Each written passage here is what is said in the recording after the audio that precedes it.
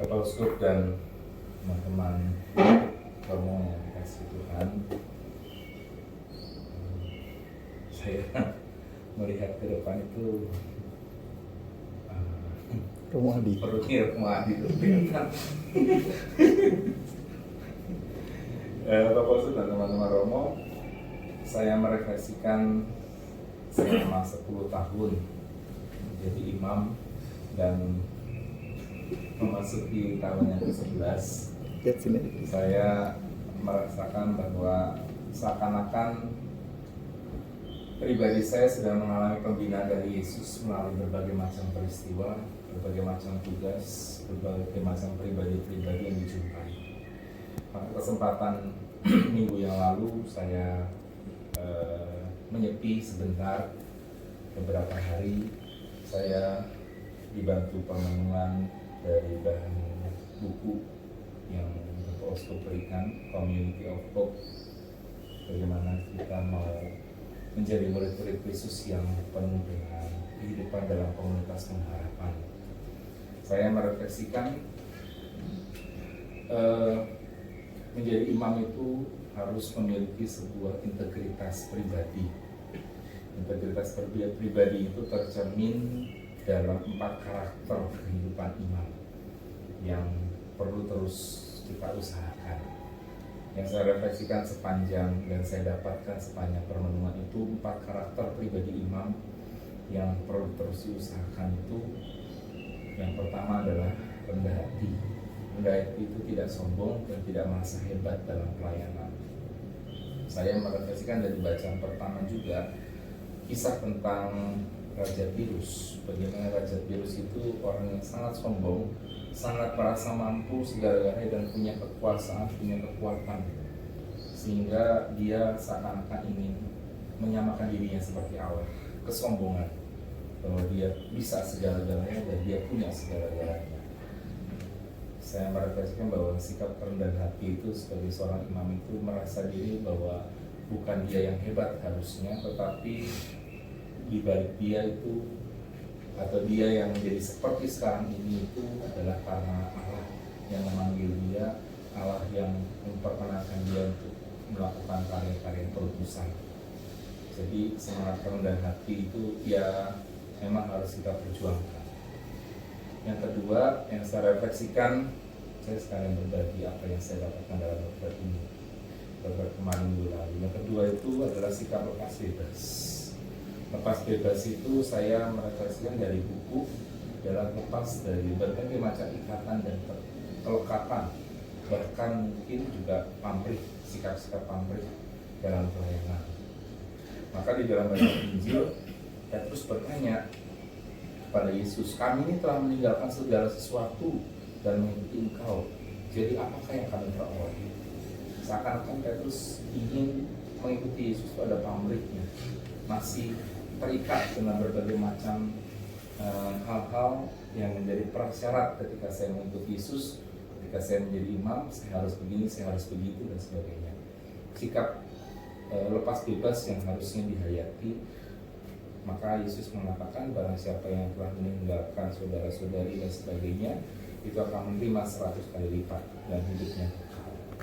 Sikap lepas bebas bagi saya itu juga masih terus di dalam pergumulan, masih terus di dalam perjuangan untuk terus menerus bisa mengikuti seperti Yesus. Yang ketiga, sikap integritas pribadi itu dalam satu kata yaitu diam. Diam itu bukan artinya kita bisu, tidak bicara, tetapi diam itu bagi saya adalah saatnya reflektif, menjadi bijaksana dan sabar dalam pelayanan. Tidak mudah untuk reaktif, tidak mudah untuk terpancing emosi dan sebagainya macam-macam. Contohnya berbagai macam pengalaman-pengalaman dalam tugas berhadapan dengan pribadi-pribadi, berhadapan dengan para romo dan para bendahara ketika harus berhadapan di paroki, kunjungan-kunjungan visitasi paroki itu bagi saya banyak belajar untuk menggunakan kata diam itu. Bagaimana secara bijaksana, secara sabar itu bisa membantu mendampingi para imam dan bendahara serta yang lain-lain yang terkait dengan keuangan, bagaimana tetap bisa menerapkan taat asas atas aturan, tetapi bagaimana menyampaikannya tepat dengan kesabaran dan kebijaksanaan. Dan bahkan juga dengan awam-awam lain, ya merasa bagaimana kita harus juga bisa tetap menjadi panutan mereka untuk tetap bijaksana dan sabar. Itu yang ketiga dia. Dan keempat adalah ekaristis yang terakhir. Pas banget karena kemarin ketika pembelajaran api karunia Tuhan, ada pembelajaran tentang para murid Emmaus, dan itu juga yang saya coba renungkan. Para murid Emmaus berusaha bukan jadi orang asing, tapi jadi teman, jadi sahabat seperjalanan, baik dalam komunitas bersama dengan teman-teman, sahabat bersama rumah Adi untuk iseng-isengan, dan sahabat untuk semuanya, menjadi sahabat teman juga dalam relasi bersama dengan kaum awam atau volunteer yang bekerja sama dalam karya perutusan. Nah, pengalaman Emmaus ketika Yesus berjalan bersama dengan para muridnya, dia bukan menjadi orang asing, tetapi dia menjadi sahabat untuk dua orang murid yang sedang mengalami kegalauan, menjadi berkat. Nah, itulah hidupnya ekaristis. Nah, Bapak Uskup dan Pak Romo, 4 poin itu yang setidak-tidaknya kalau kita berbicara karakter integritas pribadi, bagi saya sih sedikit ini yang saya refleksikan.